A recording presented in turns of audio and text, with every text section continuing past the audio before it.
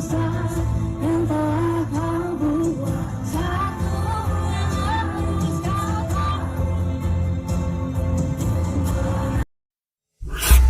Lefronka blak-blakan usai viral di media sosial karena suaranya yang fals saat menyanyikan lagu sendiri saat tampil live di Sarinah.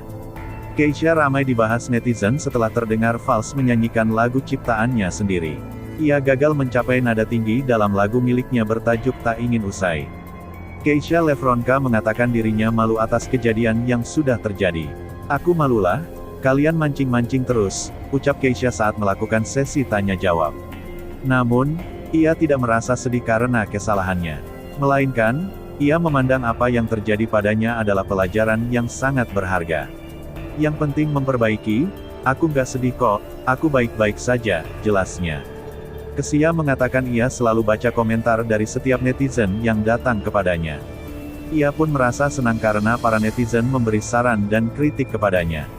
"Aku baca komentar kok, aku terima dan aku terima kasih karena kalian sudah memberikan saran dan kritik kepada aku," kata Keisha. "Aku enggak down, aku malah senang dikasih kritik dan saran," lanjutnya. Diketahui bahwa ini bukan pertama kalinya Keisha Lefronka gagal membawakan lagu ini.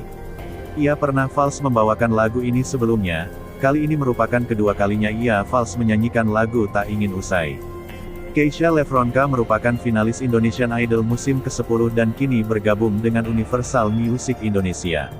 Penyanyi berusia 19 tahun itu sudah punya 4 single dan Tak Ingin Usai adalah yang terbaru. Single Tak Ingin Usai dirilis tanggal 13 Mei tahun 2022. Video klip lagu ini sudah disaksikan lebih dari 20 juta kali di YouTube dan pernah masuk daftar 200 lagu tertinggi di chart Spotify Global mingguan. Billboard Indonesia juga menaruh lagu ini di peringkat pertama.